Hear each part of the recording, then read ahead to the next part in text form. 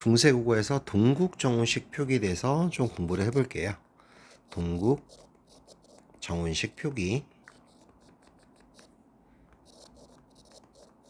자, 얘는 중국 원음과 가깝게 표기한다 라고 생각하면 돼요.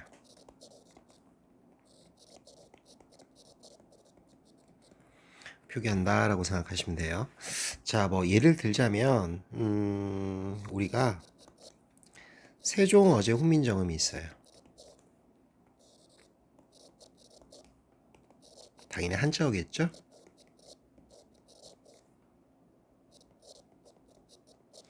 자, 그런데 여기 보면 실제로 이응이 발음되는 것은 옛 이응이겠죠?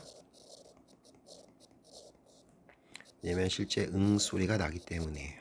그런데 제목 보시면 여기도 동그라미가 이런 식으로 쳐져 있을 겁니다. 자, 이걸 가지고 한번 설명해 볼 텐데요. 자, 일단 동국정운식 표기라고 하는 것은 중국 원음과 가깝게 표기한다 라고 이야기를 했고요.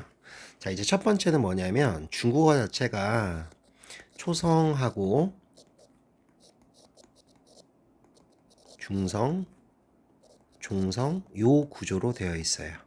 자, 그러면 예컨대 세, 그 다음에 종은 실제로 발음이 되잖아요. 그 다음에 그 다음에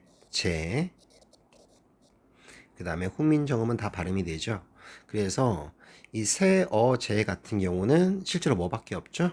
초성하고 중성밖에는 없어요. 그래서 여기에 음가가 없는 이응을 붙여주는 거예요. 실제로는 발음은 안 하죠. 그래서 음가가 없다라고 이야기를 해요. 음가가 없다. 그래서 이 부분을 누군가는 또 형식 종성이라고 얘기를 해도 돼요. 형식 종성. 실제로 발음을 안 하기 때문이죠. 자, 그래서 종성 자리에 뭔가가 없을 때 형식 종성을 표시해 준다. 요게 이제 동국정운식 표기의 첫 번째라고 보시면 돼요. 자, 그다음에 이제 두 번째는 뭐냐면 이제 중국식 발음으로 표기를 하는 거예요.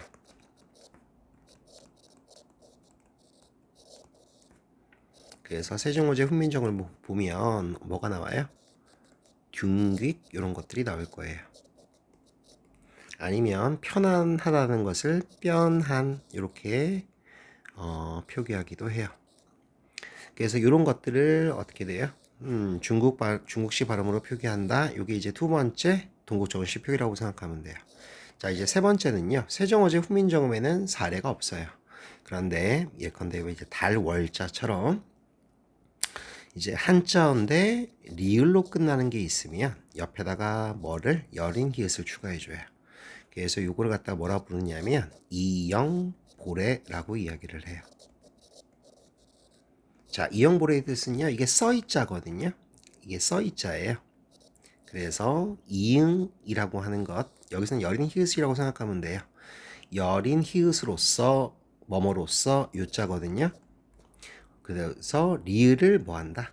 리을을 보충한다 이런 뜻이에요. 그래서 이영보레는 별 뜻이 없고요.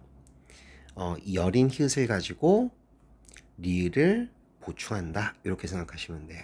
그래서 일단 여러분들이 제목에서 먼저 동국정운식 표기라는 것이 나오기 때문에 요거를 먼저 정리할 필요가 있다라고 생각을 하는 거고요. 그리고 다시 정리를 좀 해보자라면 별게 없습니다. 중국 원음과 가깝게 표기하기 위해서 동국정운식 표기를 쓰는 거고요. 음가가 없는 이응을 통해서 음가가 없는 이응, 다른 말로 형식 정성을 통해서 이제 실제로 종성이 없는 자리에 이렇게 동그라미를 넣어준다. 납득되죠? 그 다음에 중국이라고 발음을 해요. 편안 이렇게 발음을 합니다. 그런데 중국어에 가깝게 표기하는 것. 요게 이제 두 번째고요. 그리고 한자어인데 리을로 끝나는 말 옆에 여린 히읗을 써가지고 뭔가 보충해 준다. 이런 것도 동국정운식 표기 중에 하나다라고 생각하시면 됩니다.